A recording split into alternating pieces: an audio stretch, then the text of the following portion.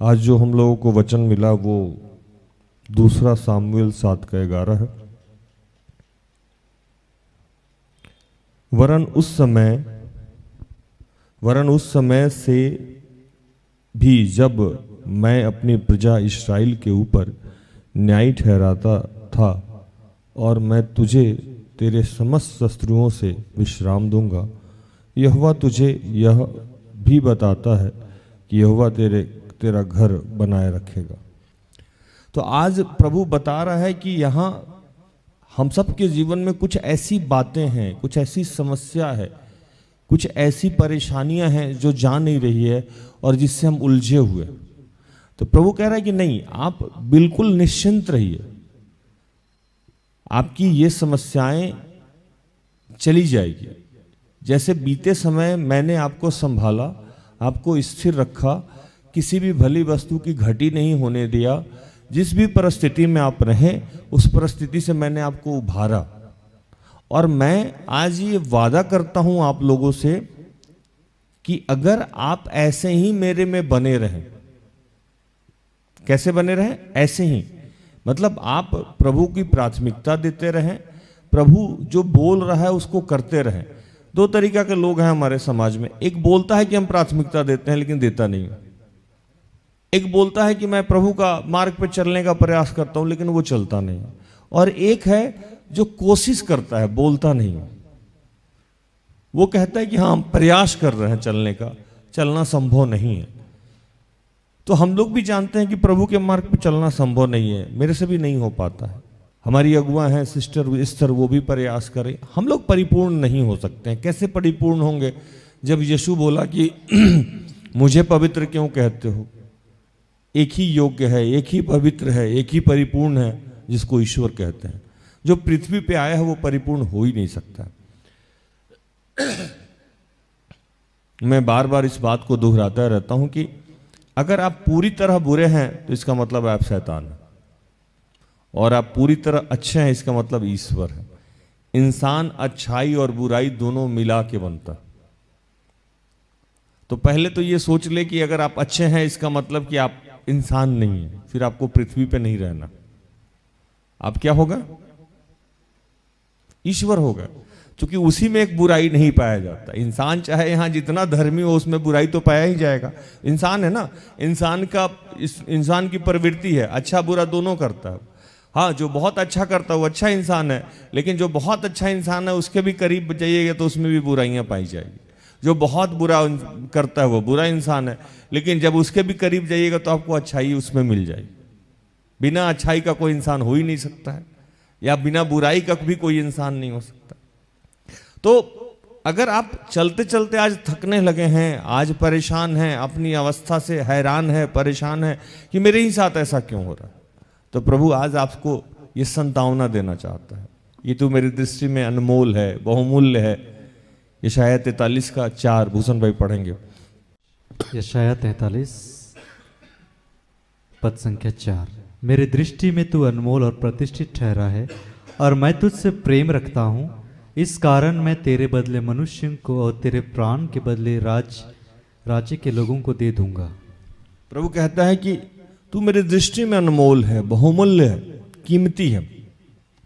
और बार बार मैं बताता हूं आपको कि किसी भी प्रोडक्ट का ओरिजिनल रेट जो है उसका मैन्युफैक्चरर जानता है, आप नहीं जान सकते। जब अभी जो मैं माइक हाथ में पकड़े हुआ हूं, इसका रेट कौन जानेगा? जो इसको बनाने वाला है।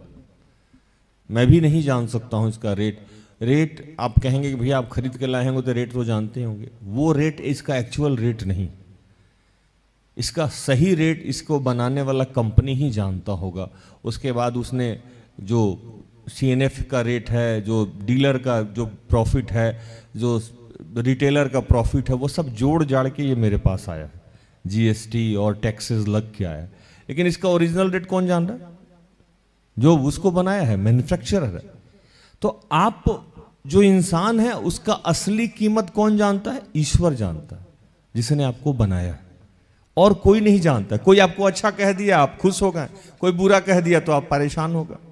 कोई बोला आप नाकारा हैं तो दुखी हैं, कोई बोला आप बहुत कामयाब होंगे तो दुखी हैं। आप इन सब बातों से दुखी नहीं होइए, क्योंकि आप सही में अच्छे हैं कि बुरे हैं वो सिर्फ ईश्वर जानता है।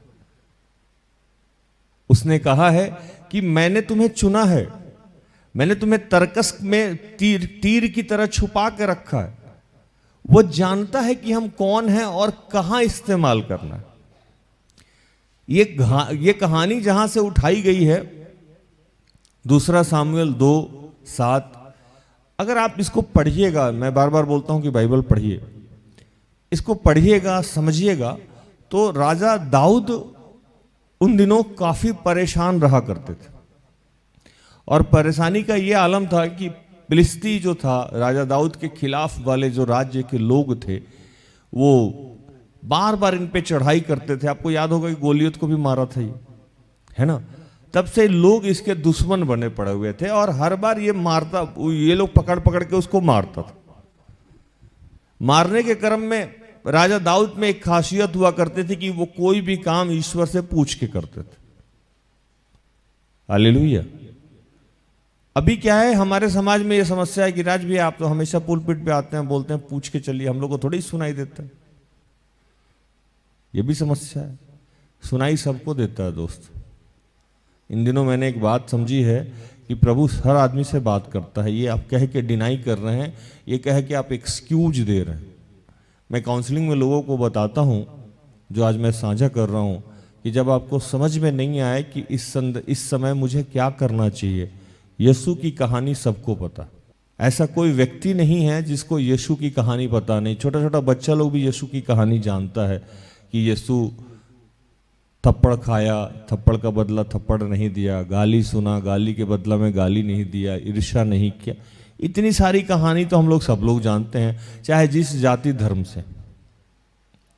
जब भी आपको लगे कि यहाँ क्या करना चाहिए, आप अपने आप को यीशु समझ लीजिए, क्योंकि यीशु का शरीर, यीशु का आत्मा, यीशु का जो भी है वो आप ही के अंदर, आप ही उसके मंदिर हैं। तो आप ये समझिए कि अगर यीशु मेरे साथ है, यीशु मेरे अंदर है, तो मेरी जगह पे यीशु रहता तो क्या करता।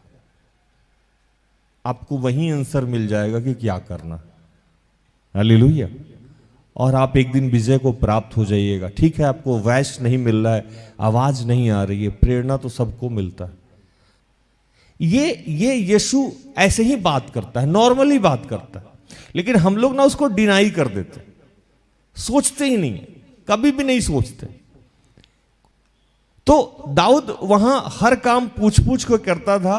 और मैं थोड़ी सी आपको पीछे ले जाऊंगा तो आपको ये कहानी समझने में मजा आएगा कि क्यों आज प्रभु कह रहा है कि आपके जीवन को वो आशीषित रखेगा, आपके घर को बनाए रखेगा, लेकिन आपको उसमें जो टर्म एंड कंडीशन है कि आपको उसके मार्ग पे चलते रहना होगा, आपको नाचते गाते रहना होगा। ये चूंकि ये वादा वो किससे कर रहा था? दाऊद से। और दाऊद का क्या स्वभाव था कि दाऊद हर छोटी छोटी चीजों को प्रभु से पूछ के करता था। दाऊद भजन, स्तुति, आराधना करता था।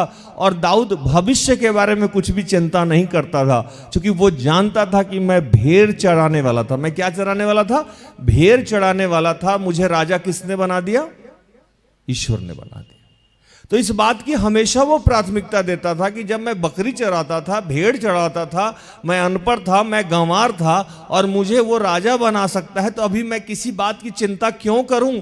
आगे भी वो मुझे कहीं भी लेके जा सकता है। और ये नतान नबी के माध्यम से फिर एक बार नया कमिटमेंट, यहोवा ईरे, यहोवा राफा, यहोवा जो पूरे सृष्टि का रचयिता है, वो कह रहा है। ये नतान नबी उसको खबर ले जाकर देते हैं कि आज ईश्वर तुमसे यही कह रहा है कि तुम निश्चिंत रहो। जैसे मैंने तुमको गद्दी दिया, जैसे मैंने तुमको राजा बनाया, अब से लेके जब तक तुम जीवित रहोगे और तुम्हारे बाद भी मैं तुम्हारे घर आने को आशीष देता रहूंगा। हालेलुया। अभी यहां क्या हुआ कि फिलिस्ती जो लोग था, वो लोग इन पे आक्रमण कर दिया, चारों तरफ से आक्रमण कर दिया। उसके पहले की घटना जब आप सुनेंगे तो राजा दाऊद कुछ दिन तक अपने राज्य महल में छुप के बैठा रहा, वेट करता रहा कि प्रभु कब अगुवाई दोगे तो मैं इन पे चढ़ाई करूंगा।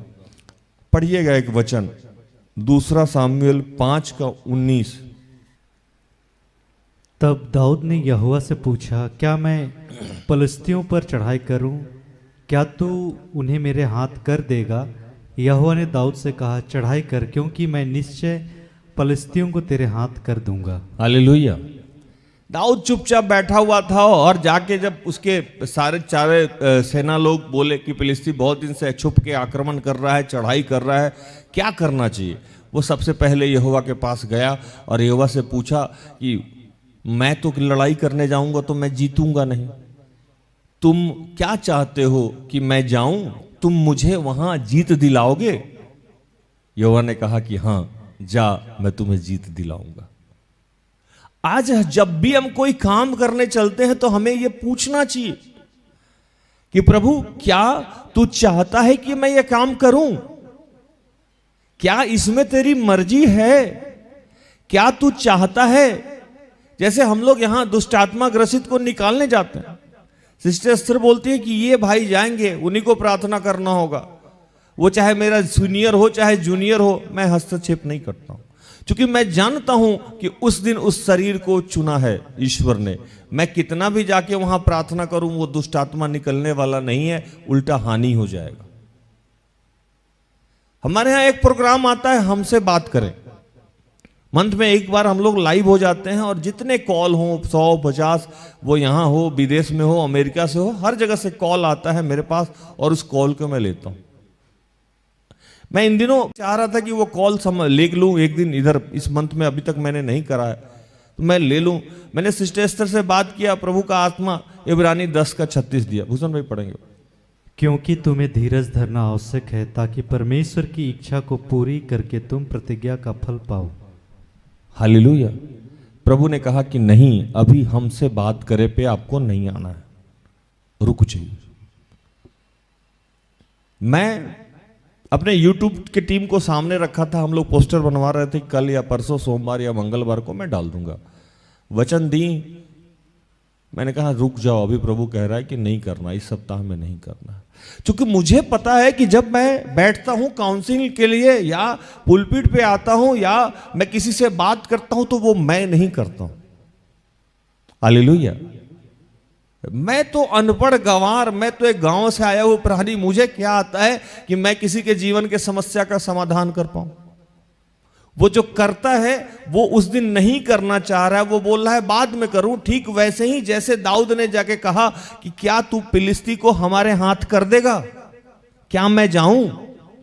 क्या हमसे बात करें? जो तुम्हारे बच्चे दुख दर्द बोलेंगे उसका जवाब तू देगा मेरे माध्यम से? प्रभु ने कहा कि नहीं, अभी नहीं।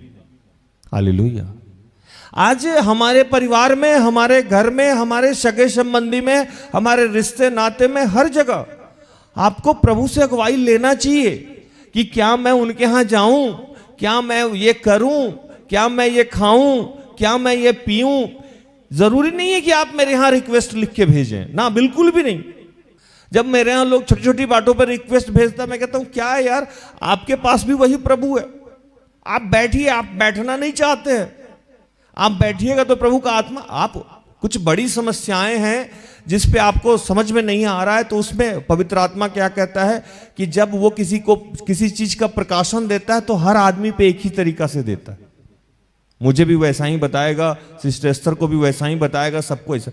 कुछ बड़ी समस्या है तो आप जरूर मेरे पास आएं, लेकिन छोटी छोटी समस्याओं के लिए आप खुद भी प्रभु के पास बैठेंगे। मैं तो कहूंगा कि बड़ी समस्या के लिए भी आप प्रभु के पास बैठेंगे तो आपको आंसर मिल जाएगा। लेकिन हमारे यहां रिक्वेस्ट क्या आता है? बकरी खो गई, स्कूटी का चाबी नहीं मिल रहा है, बेलना कहीं रख दिए थे, है ना, बच्चा मेरा दूध नहीं पी रहा है, रात, ऐसी ऐसी समस्याएं मैं क्या बताऊं आपको। बैंक में अकाउंट खोलना है या नहीं खोलना है ना, अजीब अजीब, पेट खराब है क्या करें, पोटी पीला हो गया, काला नहीं हो रहा है, चावल बाबा लेना था या बासकटी लेना था? आप जवाब दीजिए राज भैया। दुनिया में इतनी समस्या है, इतनी बड़ी बड़ी समस्या है, आप इतनी छोटी सी समस्या लेके प्रभु के दास के पास चले, आप बैठे नहीं। इसलिए मैं इसको डिफाइन कर दिया कि लोग बोलेगा कि भैया आप ही बोले थे हर चीज पूछ के करने के लिए, तो आप इसलिए पूछ रहे हैं। मैंने कहा पूछने के लिए मैं कहा हूं, मुझसे नहीं, प्रभु से। हालेलुया। अब यहां मैंने आपको अपनी उदाहरण दी कि हमने पूछा कि हमसे बात करें, प्रभु ने कहा नहीं, अभी नहीं करें। अगर मैं जबरदस्ती अपने पावर को इस्तेमाल करता और हमसे बात करे सोमवार या मंगलवार को रख देता, तो प्रभु जितने लोग उस दिन हमसे बात करते वो सेटिस्फाइड नहीं होते, उनका उत्तर मैं सही ढंग से दे नहीं पाता, क्योंकि पवित्र आत्मा उस दिन मेरे माध्यम से काम नहीं करता। आज हम असफल हो रहे हैं, हार रहे हैं, किसी कार्य में हमारी सफलता नहीं मिल रही, उसका सबसे पहला श्रेय जाता है कि हम अगुवाई लेकर नहीं चलते, बिल्कुल भी नहीं करते हैं, अपनी मनमानी करना है। अगर आप चाहते हैं कि दाऊद वाला आशीष जो आज प्रभु आपको दे रहा है, मनमानी करना बंद कर दीजिए, प्रभु से अगुवाई ले लेके काम कीजिए, देखिए सिर्फ सफलता ही मिलेगा। अगर बीच में थोड़े समय के लिए हार भी मिलता है तब भी आपको प्रभु पलट देगा, जिता देगा, क्योंकि सारी बातें मिलकर सिर्फ और सिर्फ भलाई उत्पन्न करती। और वहां बाइबल लिखता है कि आगे फिलिस्ती से वो लोग विजय प्राप्त किया, चला गया। फिर शैतान तो मानता नहीं है, समस्याएं तो आपके जीवन में आती रहती। फिर दूसरी बार फिर फिलिस्ती आक्रमण किया, दाऊद भी नहीं। दाऊद फिर जाके प्रभु से पूछा, इस बार प्रभु क्या जवाब दिया सो सुनिए। 5 का 2 सामुएल 22, 23, 24। फिर दूसरी बार फिलिस्ती चढ़ाई करके रप्पाइम नामक तराई में फैल गए। तब दाऊद ने यहोवा से पूछा, तब उसने कहा, चढ़ाई ना कर, उनके पीछे से घूमकर तूत वृक्षों के सामने से उन पर छापा मार, और जब तूत वृक्षों की फुनगियों में से सेना के चलने किसी आहट तुझे सुनाई पड़े, तब यह जानकर फुर्ती करना कि यहोवा फिलिस्तियों की सेना को मारने को मेरे आगे अभी पधारा है। यहोवा की इस आज्ञा के अनुसार दाऊद गेबा से लेकर गेजेर तक फिलिस्तियों को मारता गया। हालेलुया। मैंने बोला वचन ध्यान से सुनिएगा, नहीं तो समझ में आपको नहीं आएगा। अभी दूसरी बार फिलिस्ती आक्रमण किया, दाऊद फिर चला गया यहोवा के पास, बोला प्रभु फिर वो सब चढ़ गया, अब क्या करें? बोला इस बार सामने से आक्रमण नहीं करना, सामने से नहीं जाना है तुमको, तुम पीछे से जाओ और एक पेड़ है उस पे पेड़ पे चढ़ के हमला करना है। प्रभु बताता है कब आपको मर्दानगी दिखाना है और कब नहीं दिखाना है। दाऊद इतना बड़ा राजा था, कई बार भाग जाता था, कई बार छुप जाता था, कई बार लड़ने ही नहीं जाता था। क्यों? तो प्रभु उसको बोलता था आज नहीं जाना है। अब वो जाके नहीं कहता था कि प्रभु हम इतना बड़ा राजा है, मेरा इज्जत चले जाएगा, प्रभु हम इतने बड़े सेवक हैं, तू बोलता है अब ज्योतिष जाके शैतान निकलेगा, मेरा तो इज्जत चला गया। प्रभु ऐसा कुछ नहीं है।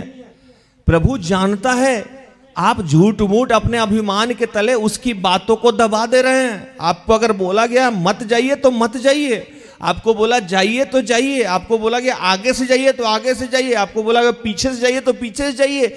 ये वो जानता है कि आपके जीवन में सफलता कैसे मिलेगी, ये वो जानता है कि आपके जीवन को विकसित कैसे करना है, आपके जीवन का उत्थान कैसे करना है, सिर्फ वही जानता है। और हम क्या करते हैं कि अगर वो हमारे लाभ की बात करता है, हम जो उसको समझ पाते हैं, अगर वो हमारे फायदे की बात ईश्वर करता है या ईश्वर की दास करता है तो मानते हैं। लेकिन उसको अगर फायदा मेरा नजर नहीं आ रहा है, अगर उसमें मेरा लगता है प्रतिष्ठा चला जाएगा, तो हम नहीं मानते। हालेलुया। आपको मानना है, हर वक्त आपको मानना है। उस समय आपको दुख मिल रहा हो तब भी मानना है, उस वक्त आपका स्वाभिमान क्रश हो रहा है तब भी मानना है, आपका ईगो सेटिस्फाइड नहीं हो रहा है तब भी मानना है, आपको कुचला जा रहा है तब भी मानना है, आपको बोला जा रहा है 4 कदम पीछे हटिए, आपको हटना होगा, क्योंकि अंत में विजय आपकी होगी। कब होगी? जब ईश्वर चाहेगा तब होगी।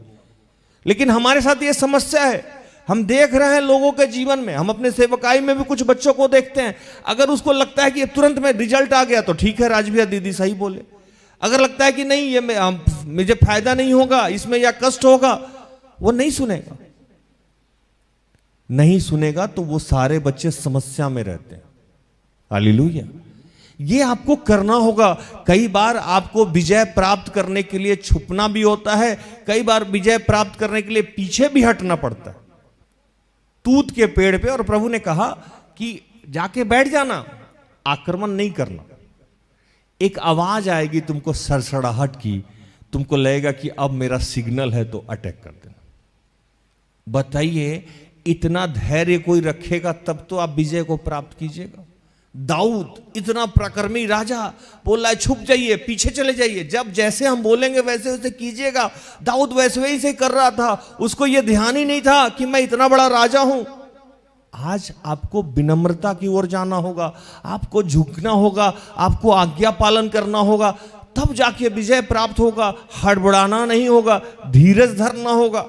यह सब बाइबल की बेसिक शिक्षा है जो दाऊद के जीवन में जीवंत थी। क्यों दाऊद ही राजा बना, और क्यों दाऊद से ही प्रभु कहा कि तुम्हारे वंश को, तुम जब तक जीवित रहोगे तुम्हारा वंश का विनाश नहीं होगा, और तुम्हारे बाद भी मैं उसको आशीषित करता रहूंगा। क्यों कहा, उसके पीछे का मैं कहानी आज आपको समझा रहा हूं। क्यों दाऊद को ही कहा गया, क्यों आज आपको कहा जा रहा है, लेकिन आपके लिए प्रभु तो कह तो जरूर रहा है, कह रहा है, लेकिन साथ में आपको उसको रिसीव करने के लिए आपका जो कर्म है उस पर भी प्रभु ने कहा कि राज जाके इनको बताओ। हालेलुया। कभी कभी ऐसा भी करना होगा, कभी कभी छुपना भी पड़ेगा, कभी कभी रुकना भी पड़ेगा, कभी कभी आपके पेशेंस का चेक भी होगा। दाऊद वैसे ही किया और बाद में वो तुरंत विजय को प्राप्त किया। हालेलुया। वहां से आप जब पढ़िएगा तो लिखता है कि दाऊद यहोवा का संदूक, जैसे आप मान लीजिए कि आज के भाषा में क्या बोले कि सारा वेदी जो है वो वेदी घूमता था। साधारण भाषा में मैं समझाने का प्रयास कर रहा हूं। वेदी घूमता था और जहां जहां प्रभु बोलता था वहां ले जाके वेदी रख देता था लोग, और उसका पूजा आराधना प्रार्थना होता था।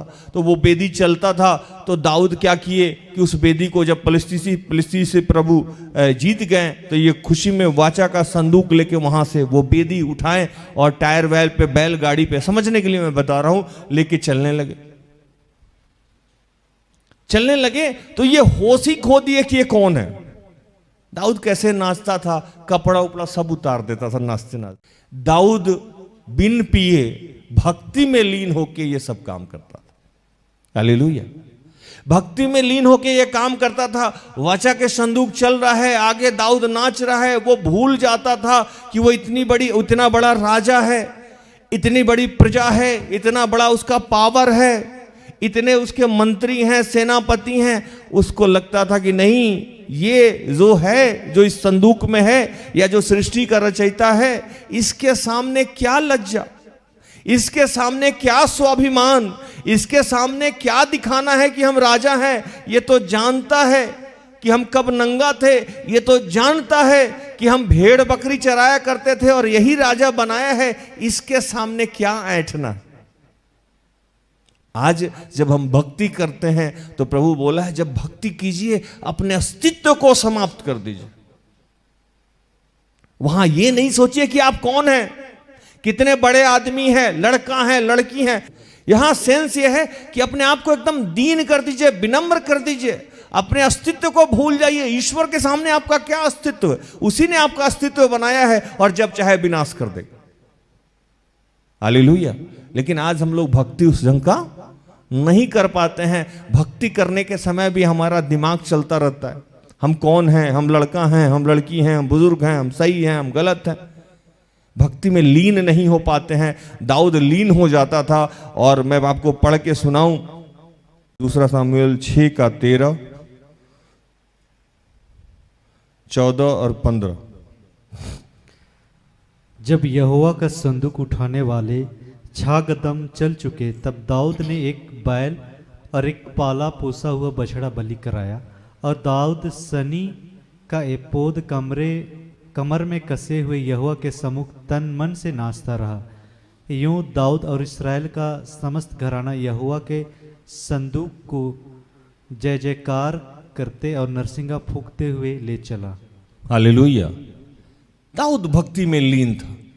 हमारे समाज में एक और समस्या है कि जो लोग भक्ति करता है उसको हम लोग नीच दृष्टि से भी देखते हैं। इसको कोई काम धंधा नहीं है, दिन भर प्रभु प्रभु करते रहता है, दिन भर प्रार्थना उधर जाते रहता है। ऐसे भी लोग पाए जाते हैं कि जब आप भक्ति कीजिएगा, जब आप अच्छे से प्रेयर वेयर कीजिएगा तो लोग आपको सनकी समझेगा, पागल समझेगा। ऐसे भी तो कभी भी ऐसा ना करें। अगर कोई अगल बगल में भक्ति में लीन हो रहा है, सच में प्रभु का दास है या सच में प्रभु से प्रेम करता है, तो उस पर ताना नहीं मारिए, नहीं तो आपका क्या अंत होगा ये भी मैं बताने जा रहा हूं। 16 पढ़िएगा।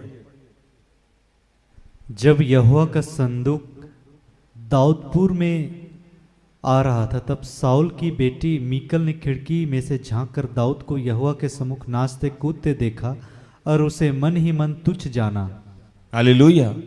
साउल की बेटी, किसकी बेटी?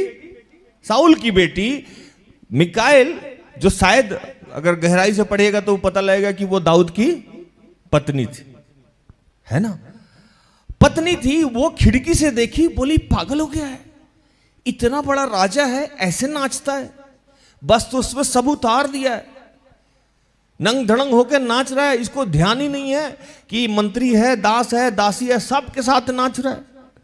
और मन ही मन में उसको तुच्छ जानी, हीन भावना से देखी कि ये आदमी इस लायक नहीं है कि राजा बने। और जब दाऊद वहां पहुंचा, घर पहुंचा, तो उससे बर्दाश्त नहीं हुआ और वो आके पूछ बैठी। तब दाऊद क्या जवाब दिया सो समझिएगा।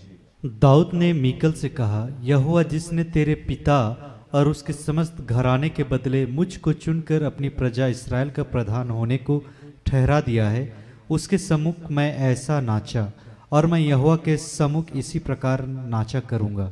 और मैं उससे भी अधिक तुच्छ बनूंगा और अपनी दृष्टि भी में नीच ठहरूंगा।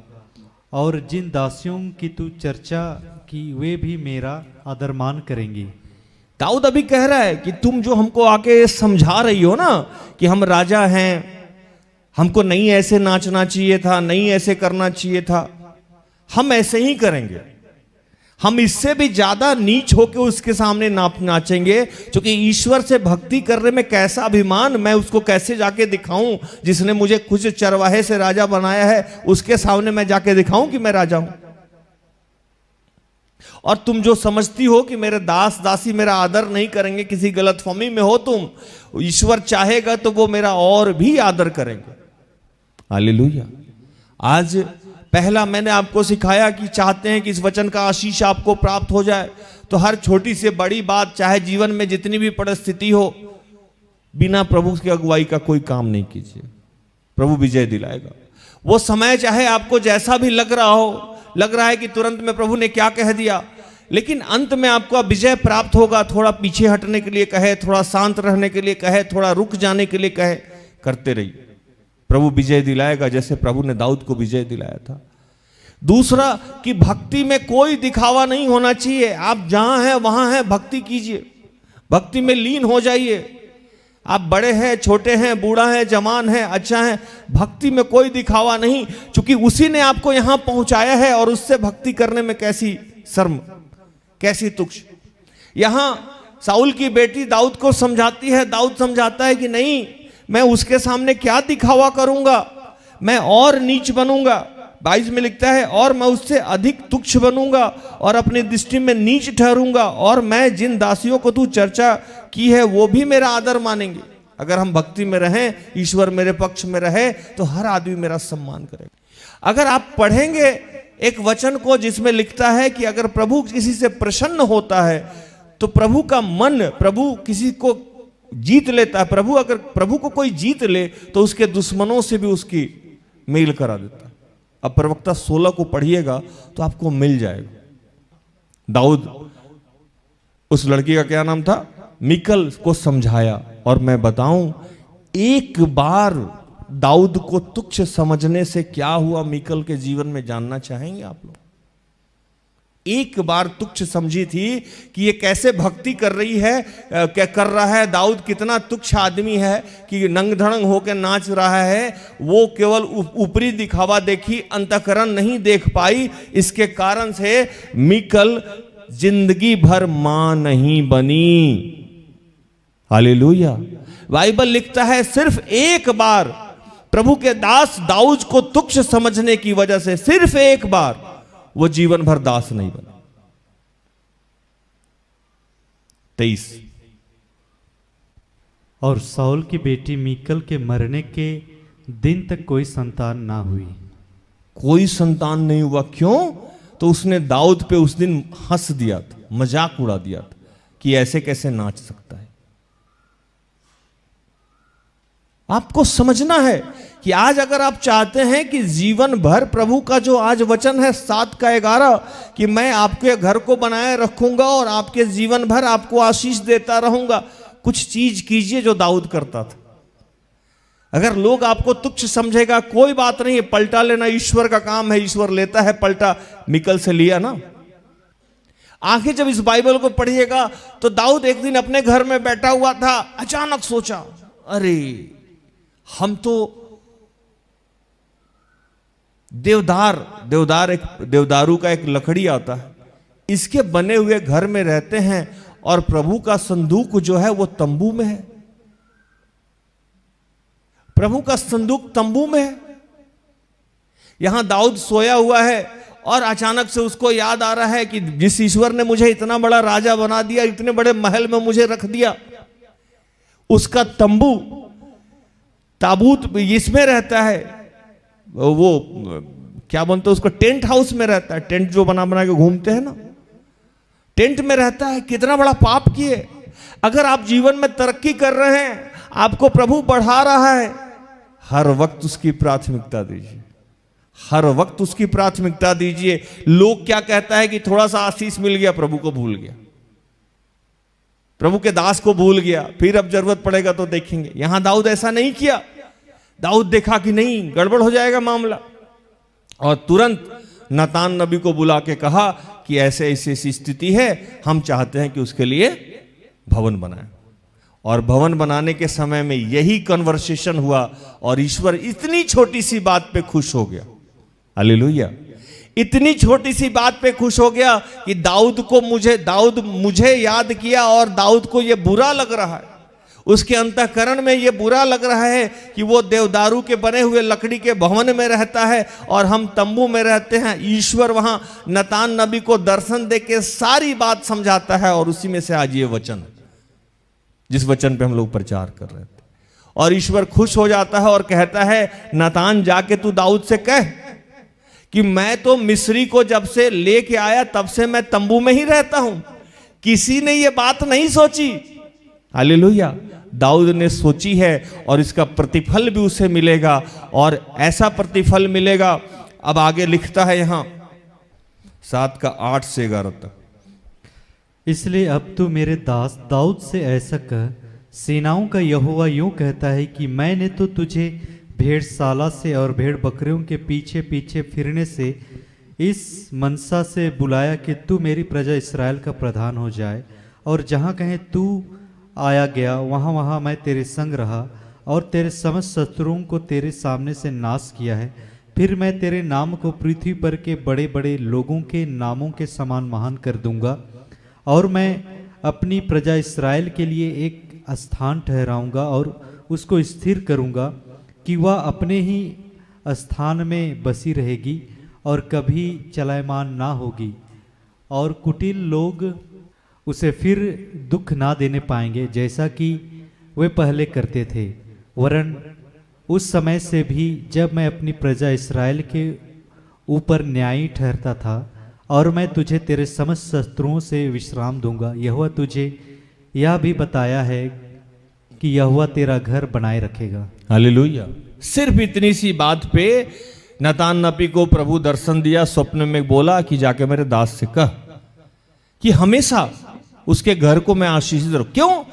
प्राथमिकता देने के। वो तो अपने महल में सोया हुआ था, ईश्वर तो वैसे भी उससे बहुत खुश था, लेकिन उसको ध्यान आया हम जब भोग विलास ऐश में रहते हैं, हमें याद ही नहीं रहता ईश्वर क्या है। मैं यहां जितने न्यूली मैरिड हैं मैं उनको समझाता हूं, बिस्तर पे भी रहे, पत्नी के साथ भी रहे, प्रेम मोहब्बत रोमांस में भी रहें, तो ईश्वर को याद रखें। हालेलुया। ईश्वर को हर वक्त याद रखे, हर वक्त प्राथमिकता देते रहे, हर वक्त ये सोचे कि उसको ये भाता है कि नहीं भाता है, उसको क्या कंफर्ट है। आज लोग ये भूल जाता है, थोड़े से आशीष मिला, लोग भूल गया। थोड़ी सी समृद्धि मिला, लोग सबसे पहले ईश्वर और ईश्वर के दास को भूल गया। प्रभु कह रहा है कि नहीं, मैं 3 सब्जेक्ट को आज छेड़ा था, मैं समाप्त करने जा रहा हूं। प्रभु कह रहा है कि आपके जीवन में कोई भी समस्या ऐसी नहीं है जिसका समाधान मेरे पास नहीं है। अब तक मैंने आपको संभाला है, आगे भी संभालूंगा।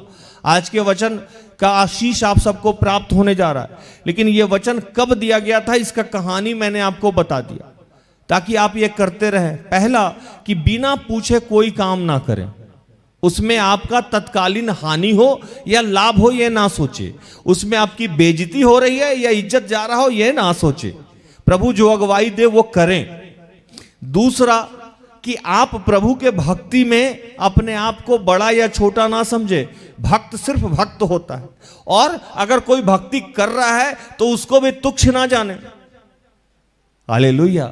और तीसरा, किसी भी अवस्था में रहें, दुख में रहें, सुख में रहें, अमीरी में रहें, गरीबी में रहें, प्यार में रहें, मोहब्बत में रहें, नशा करते रहें, ये सब आप जाने, आपका ईश्वर जाने, ये दुर्बलता है, इस पे मैं बात नहीं करता हूं। लेकिन आप प्रभु को हमेशा याद रखें। प्रभु को क्या भाता है ये हमेशा याद रखें। अगर ये छोटी सी 3 चीजें आप करते हैं तो प्रभु आज कह रहा है 2 सामुएल 7:11 में कि आपके जीवन में कोई भी ऐसी समस्या नहीं है, चाहे कुटिल लोग भी हों। कुटिल लोग मतलब आपके इर्द गिर्द जितने भी बुरे लोग हों, दुश्मन हों, आपको बर्बाद करना चाहते हैं, उनसे भी आपका कुछ हानि नहीं होगा। हालेलुया। प्रभु आपके जीवन को संवारेगा, सजाएगा, जैसे उसने दाऊद के जीवन को सजाया था, संवारा था। और दाऊद को पढ़िएगा, दाऊद मरने के दिन तक आशीषित था। जब वो सोया तब तक आशीषित था। दाऊद इकलौता कैरेक्टर ऐसा है बाइबल में कि कभी भी किसी परेशानी में वो नहीं गया। अगर गया भी तो तुरंत निकल के वापस आ गया। सिर्फ उसके पीछे का कारण ये था कि उसने हमेशा प्रभु से पूछ पूछ के काम किया, भक्ति में कभी कमी नहीं की, और प्रभु को सदैव याद रखा। हालेलुया। तो आज प्रभु कह रहे हैं कि आप भी इस दाऊद के तरह आशीषित जीवन जिए और दाऊद के तरह अपने आचरण को कीजिए। प्रभु इन सारे वचनों से आप सबको और मुझे भी आशीषित करे। आमीन।